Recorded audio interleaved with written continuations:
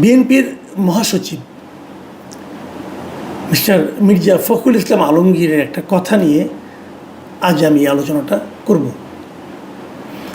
আমি বহুবার এই অনুষ্ঠানে আপনাদেরকে বলেছি যে বাংলাদেশের যে কজন রাজনীতিবিদকে আমার খুব পছন্দ হয়, যাদের কথাবার্তায় আমি এক ধরনের পরিমিতি বোধ দেখতে পাই, তাদের মধ্যে যদি তালিকা করি সেই তালিকার শীর্ষে মির্জা ফখরুল ইসলাম আলমগীর ছিলেন। আমি প্রথম হোঁচট খাই যখন উনি ডক্টর মোহাম্মদ ইউনূসের সঙ্গে জাতিসংঘে যে 6 জন রাজনৈতিক নেতা গেলেন তাদের মধ্যে উনিও যেতে রাজি হলেন। এটা দেখে আমি সবচেয়ে হতাশ হয়েছিলাম এবং অবাকও হয়েছিলাম। বিএনপি এখানে কেন যাবে, এটা ছিল আমার প্রশ্ন। এবং তারও চেয়ে বড় প্রশ্ন ছিল, যদি বিএনপি যেতেই হয় খোদ মহাসচিব মির্জা ফখরুল ইসলাম আলমগীরকে যেতে হবে কেন? যাই হোক, সেটা অন্য প্রসঙ্গ। ওই প্রসঙ্গের মধ্যে শেষ হয়ে গেছে। নানা আলোচনা হয়েছে, সমালোচনা হয়েছে। কেউ প্রশংসা করেছেন এমন আমি এখনও শুনিনি। সমালোচনায় আমি বেশি শুনেছি এবং খোদ বিএনপি অনেক নেতার সঙ্গে এই নিয়ে আমার কথা হয়েছে। খুব একটা হ্যাপি কাউকে আমি দেখিনি। তারপর উনি গিয়েছেন, নিশ্চয়ই নিজস্ব বিবেচনার উপর নির্ভর করে উনি গিয়েছেন, অথবা এমনও হতে পারে ওনার দলীয় প্রধান ওনাকে যেতে ইনস্ট্রাকশন দিয়েছেন, সেটাও হতে পারে। আমি জানি না আসলে কি ঘটেছে, কিন্তু সাধারণ একজন মানুষ হিসাবে, দেশের একজন নাগরিক হিসাবে আমার একটা পছন্দ হয়নি। এরপর আর কি ঘটলো যে নিয়ে আজকে আলোচনা করতে হবে, সেটা হলো যে ওখানে যাওয়ার পর ওনারা কী করেছেন না করেছেন সব খোঁজখবর নিতেও চাইনি, দরকারও মনে করি নাই।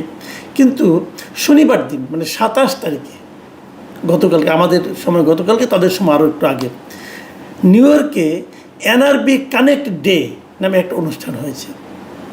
যারা নাকি বিদেশে আছেন আর কি, নন রেসিডেন্স যারা আছেন, তাদের নিয়ে একটা অনুষ্ঠান হয়েছে। সেই অনুষ্ঠানে অনেকে বক্তব্য রেখেছেন। সেখানে প্রফেসর ইউনূস ছিলেন সেই অনুষ্ঠানের প্রধান অতিথি। উনি কথা বলেছেন। কেবলমাত্র রেজিস্টার্ড লোকরা ওখানে ঢুকতে পেরেছেন যতটুকু আমি জেনেছি। তার মধ্যে প্রফেসর ইউনূসের সঙ্গে বাংলাদেশ থেকে যে সমস্ত পলিটিশিয়ান গিয়েছেন তারাও সেখানে উপস্থিত ছিলেন। এবং সেখানে মির্জা ফখরুল ইসলাম আলমগীর কী বলেছেন সেই কথাটা নিয়ে আজকের আলোচনা। তিনি সেখানে বলেছেন যে অন্তর্বর্তীকালীন সরকারের যে উপদেষ্টা, প্রধান উপদেষ্টা ডক্টর মোহাম্মদ ইউনূস, তার বিভিন্ন উন্নয়নমূলক কার্যক্রমের উনি ওখানে ভূয়সী প্রশংসা করেছেন। প্রফেসর ইউনূস নানা ধরনের উন্নয়নমূলক কাজকর্ম করেছেন এবং সেগুলোর ব্যাপক প্রশংসা করেছেন মির্জা ফখরুল ইসলাম আলমগীর। আচ্ছা, ডক্টর ইউনূস গত 1 বছরে কী কী উন্নয়নমূলক কাজ করেছেন বলেন তো ভাই আপনি একটু। আমি একটু স্মরণ করার চেষ্টা করলাম উনি কী কী উন্নয়নমূলক কাজ করেছেন। উনি খুব গুরুত্বপূর্ণ কাজ কী করেছেন? গুরুত্বপূর্ণ কাজের মধ্যে হতে পারে যে ওনার গ্রামীণের জন্য আগাম কিছু কর অব্যাহতি নিয়েছেন। তারপরে গ্রামীণের জন্য উনি একটা ইউনিভার্সিটি নিয়েছেন, মেডিকেল কলেজ নিয়েছেন নাকি, এগুলি আরও করেছেন। গ্রামীণের জন্য আদম ব্যবসার লাইসেন্স নিয়েছেন। ওনার মামলাগুলিকে প্রত্যাহার করে নিয়েছেন। আওয়ামী লীগকে নিষিদ্ধ করে, আওয়ামী লীগের রাজনৈতিক কর্মকাণ্ড নিষিদ্ধ করেছেন। তারপরে আরও উন্নয়ন কী করলেন? আরও উন্নয়ন করেছেন, পোর্টটাকে লিজ দেওয়ার ব্যবস্থা করেছেন বিদেশি একটা সংস্থার কাছে উইদাউট এনি টেন্ডার, কোনো আন্তর্জাতিক প্রতিযোগিতা ছাড়াই ওনার পছন্দ অনুযায়ী একটা প্রতিষ্ঠানকে লিজ দেওয়ার চেষ্টা করেছেন। উন্নয়ন আরও করেছেন, ইলন মাস্কের প্রতিষ্ঠানকে এখানে এনে তার ইন্টারনেটের ব্যবস্থা করেছেন, যেটা নাকি বাংলাদেশের অধিকাংশ গ্রাহকের মধ্যে হতাশা তৈরি করেছে। যাই হোক, সেটাও একটা উন্নয়ন ধরে নিচ্ছি। আর কি উন্নয়ন করেছেন উনি? সংস্কার নামে একটা ভজগোটো পাকিয়েছেন। উন্নয়নটা কোথায়? দেশের বেকারত্ব বেড়েছে। এইগুলোর ডক্টর ইউনূসের এই সমস্ত কর্মকাণ্ডের ভূয়সী প্রশংসা করেছেন আমাদের মির্জা ফখরুল সাহেব। এবং তিনি আরও বলেছেন, আমি তার কথা একটু আপনাদেরকে পড়ে শোনাই। তিনি বলেছেন, গণতান্ত্রিক, সমৃদ্ধ এবং দুর্নীতিমুক্ত দেশ গঠন করার যে স্বপ্ন ছিল শহীদ প্রেসিডেন্ট জিয়াউর রহমানের, তার সমস্ত কথাগুলো প্রফেসর ইউনূসের কথায় বের হয়ে আসছিল। এটা উনি বলেছেন। এবং উনি আরও বলেছেন, প্রফেসর ইউনূস যখন কথা বলছিলেন আমার বারবার মনে হচ্ছিল যে আমি এদেশের স্বাধীনতার ঘোষক শহীদ প্রেসিডেন্ট জিয়াউর রহমানের কণ্ঠ শুনছি। মানে জিয়াউর রহমান যে কথাগুলি বলতেন সেই কথাগুলি যেন ওনার মুখ দিয়ে উচ্চারিত হচ্ছে।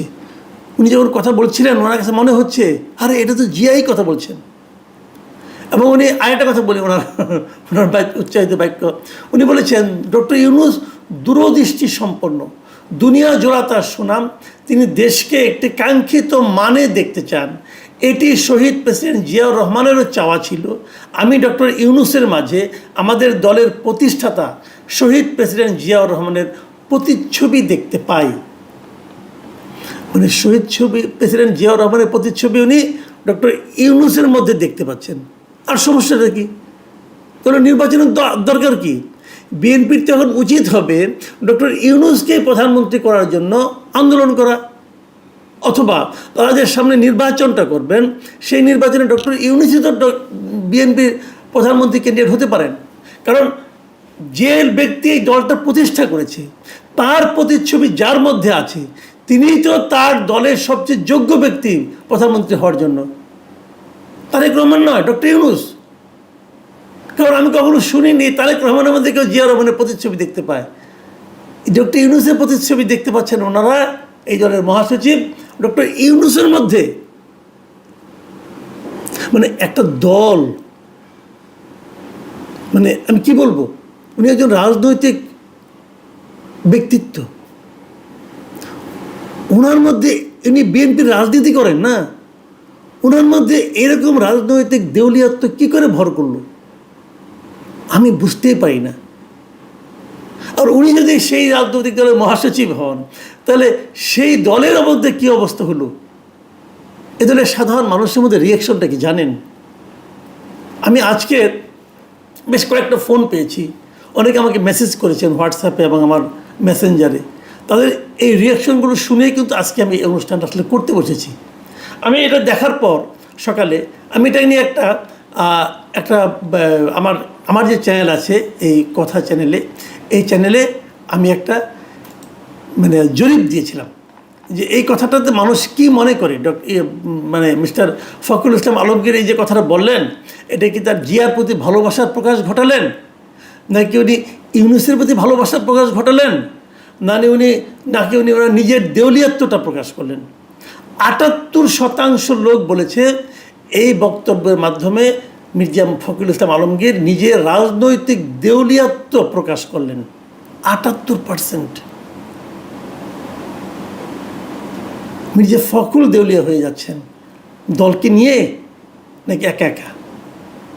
দেখুন এখানে প্রচুর কমেন্ট পড়েছে এবং যে সমস্ত কমেন্ট আমি এখানে দেখেছি তার সঙ্গে যদি আমাকে যারা বিভিন্ন সময় ফোন করেছেন তাদের যে কমেন্টগুলো, আমি সব মিলিয়ে কিছু কমন কমেন্ট আপনাদেরকে আমি জানাতে চাই। যেমন কেউ লিখেছেন, দেখেন, ক্ষমতার লোভ মানুষকে কোথায় পৌঁছে দেয় তার প্রমাণ এই বক্তব্য, এটি দেউলিয়াত্বের বহিঃপ্রকাশ ছাড়া কিছু নয়। আবার লিখেছেন, তাহলে নির্বাচনের দরকার নাই, ইউনূসই থাকুক। আরেকজন লিখেছেন, দালালি বা চামচামের একটা লেভেল থাকে, ফখরুল সাহেব কোন লেভেলে পৌঁছেছেন, আমি সত্যিই খুব মর্মাহত। আরেকটা মন্তব্য, মির্জা ফখরুলের এই কথায় তৃণমূল বিএনপিতে হতাশার ছাপ পড়েছে এবং জিয়াউর রহমানকে ছোট করা হয়েছে বলে আমি মনে করি।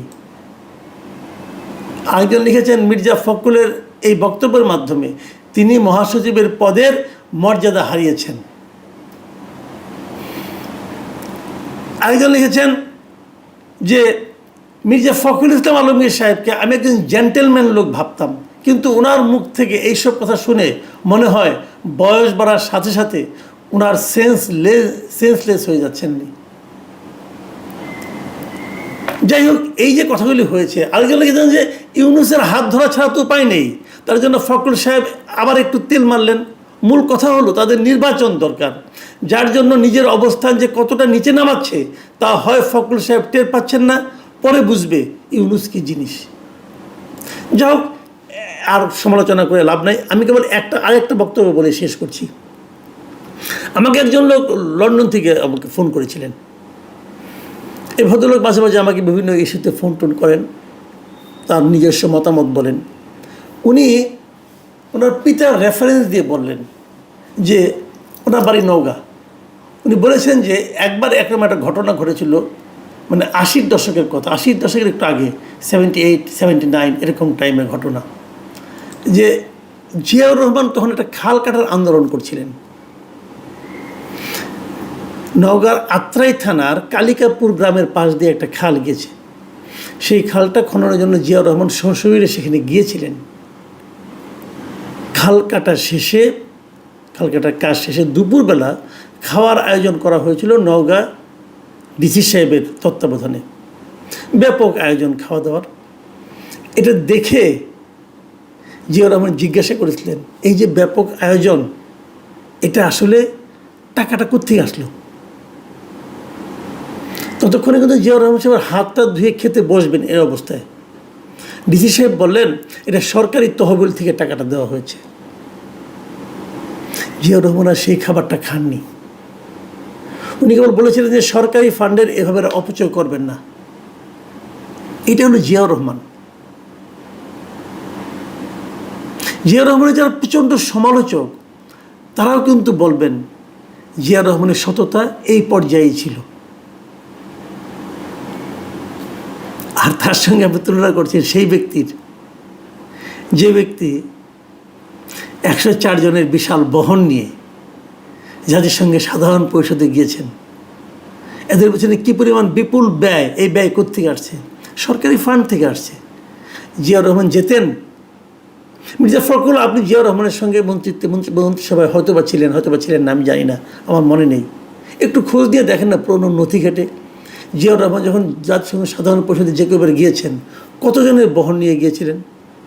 এবং জিয়ার সেই গমনগুলো কি বর্তমানে চেয়ে কম আলোচিত, কম ফলপ্রসূ হয়েছিল? আপনি কার সঙ্গে কার তুলনা করছেন? এইসব প্রবীণ রাজনীতিবিদের সুবুদ্ধির উদয় হোক, এটুকু কামনা করা ছাড়া তো আমাদের আর কিছু করার নেই। প্রিয় দর্শক, এখন এই পর্যন্তই। আল্লাহ হাফিজ।